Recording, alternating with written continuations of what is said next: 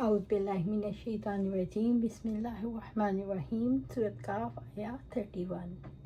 وَأُزْلِفَتِ الْجَنَّةُ لِلْمُتَّقِينَ غَيْرَ بَعِيدٍ، اور جنت پرہیزگاروں کے قریب لائی جائے گی، کچھ دور نہیں رہے گی۔ اس دن جنت نیک لوگوں کے قریب کر دی جائے گی جو دنیا میں اللہ تعالیٰ سے ثواب کی امید رکھ کر نیک کام کرتے رہے اور عذاب کے خوف سے اللہ تعالیٰ کی نواحی سے رکتے رہے۔ نیک لوگوں سے جنت اتنی قریب کر دی جائے گی کہ وہ اس کا مشاہدہ کر سکیں گے۔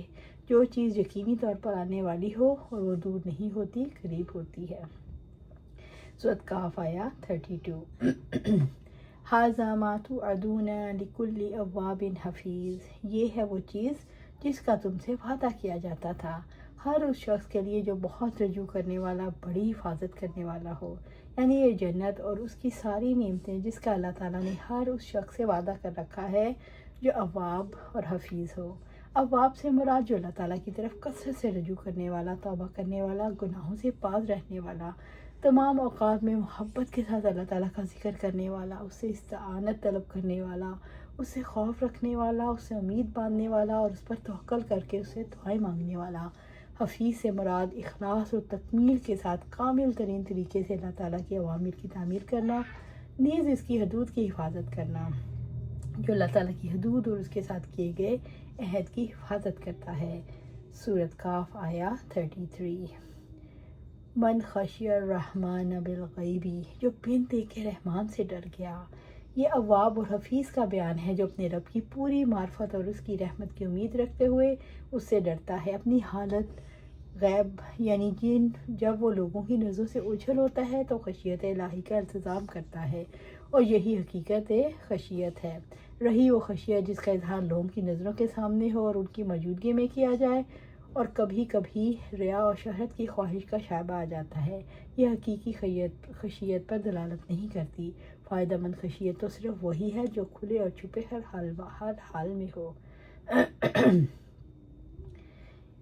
آپ صلی اللہ علیہ وسلم نے فرمایا، 7 قسم کے آدمیوں کو اللہ تعالیٰ اس دن اپنا سایہ نصیب فرمائیں گے، جس دن اس کے سائے کے سوا کوئی سایہ نہیں ہوگا۔ ان میں سے 7واں آدمی وہ ہوگا جو تنہائی میں اللہ کا یاد کرے اور اس کی آنکھیں بہہ پڑیں۔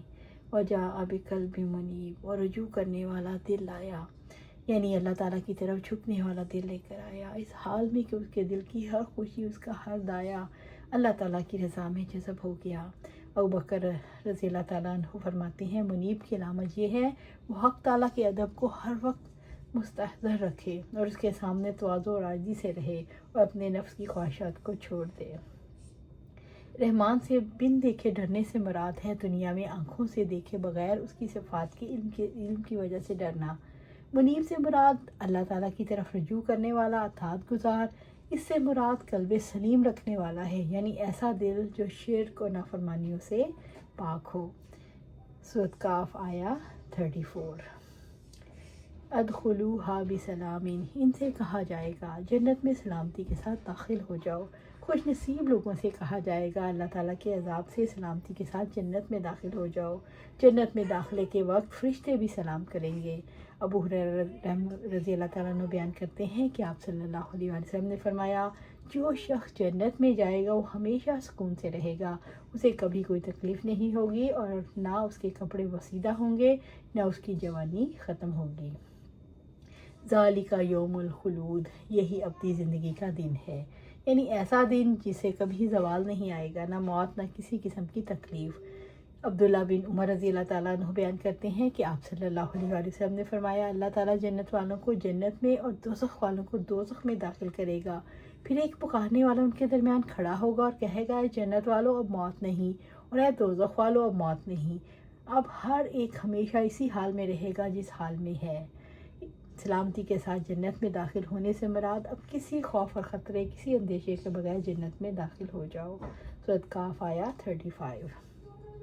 لَهُم مَا يَشَاءُونَ فِيهَا، ان کے لیے وہاں وہ سب کچھ ہوگا وہ جو چاہیں گے۔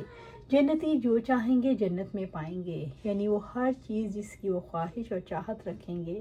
وَلَدَيْنَا مَزِيدٌ، اور ہمارے پاس مزید بھی ہے، یعنی ثواب جسے رحمان اور رحیم ان کے لیے بڑھاتا رہے گا، جسے کسی آنکھ نے دیکھا ہے نہ کسی کان نے سنا، اور نہ کسی بشر کے دل میں کبھی اس کا گزر ہوا۔ سب سے بڑا، سب سے جلیل اور سب سے افضل ثواب اللہ تعالیٰ کا چہرہ انور کا دیدار ہے، اس کے کلام کی سماعت، اس کے قریب قرب کی نعمت۔ ہم اللہ تعالیٰ سے سوال کرتے ہیں وہ ہمیں بھی انہی لوگوں میں شامل فرمائے، آمین یا رب العالمین۔